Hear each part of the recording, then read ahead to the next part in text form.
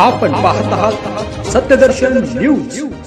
मोदी विरोधात वाराणसीत ऑनलाईन माध्यमातून मराठा उमेदवारी अर्ज। लोकसभेच्या निवडणुकीमध्ये मोठ्या प्रमाणात मराठा उमेदवार उतरण्यासंदर्भात हालचाली सध्या मराठा समाजाकडून केल्या जात आहेत।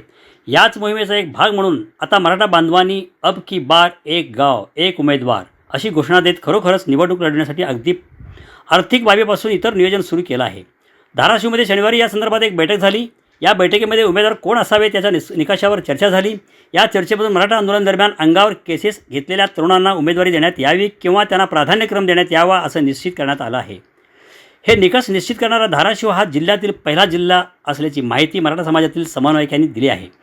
मनोज जरांगे पाटील अजूनही गावागावामध्ये जाऊन आपली मागणी नेमक्या कोणत्या आरक्षणाची होती आणि सरकारने काय दिलं आहे याबद्दलची माहिती मराठा समाजाला देत आहेत। लोकसभा निवडणुकीमध्ये मराठा उमेदवार उतरून जिंकवून आणण्याचा त्यांनी चंग बांधला आहे। मोठ्या गावामधून मराठा समाज किमान 2 तर लहान गावातून प्रत्येकी 1 उमेदवार देण्याचा तयारीत आहेत। 400 ते 450 उमेदवार आजच्या तारखेला उभे करण्याच्या दृष्टीने मराठा समाजाची तयारी असल्याची माहिती समोर आली आहे। सकल मराठा क्रांती मोर्चाच्या पदाधिकाऱ्यांनी तर मराठा आरक्षणासंदर्भात राज्य सरकारने फसवणूक केल्याचा आरोप केला आहे। याचा निषेध म्हणून सोलापूर, माढा आणि धाराशिवमधून मराठा समाज 1000पेक्षा अधिक उमेदवाराचे अर्ज दाखल करणार आहेत।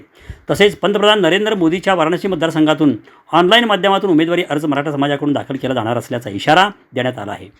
पॅटर्न हा देशभर जाणार असून आज त्याच्या पुढे जाऊन सांगतो, वाराणसी मतदारसंघातून आमचे बांधव महादेव तळेकर आणि संदीप मांडवे हे वाराणसीतून फॉर्म भरणार आहेत। तुम्ही लोकसभेला सांगताय आमच्या ज्या पद्धतीने तुम्ही मराठा समाजाला वेड्यात काढलंय, ज्या पद्धतीने तुम्ही मराठा समाजाचा अपमान केलाय, तुम्ही गुलाल लावला वाशीला बोलून, तुम्हीच अधिसूचना काढली सगळ्या सोयरीची आणि हे सगळं आजच्या तारखेला बघायला गेलं तर तुम्ही आमचा घोर अपमान केला आणि त्याची परिणिती म्हणून मराठा समाज संघर्षाच्या पावित्र्यात येणारा लोकसभेला तुमच्या समोर उभा टाकलाय। तुम्ही इलेक्शन घ्या। काही लोक म्हणले ह्याच्यामुळे भाजपचा फायदा आहे आणि काँग्रेसवाल्याने तर कुठं काय बघितलं आमचं। त्यामुळे आमचे गाव आम्हीच उमेदवार, आम्हीच मतदार, आमचाच उमेदवार। तुम्ही आमच्या गावात यायचं नाही, आम्ही तुमच्या गावात येणार नाही। गावागावाचं मतदान त्याच उमेदवाराला आहे।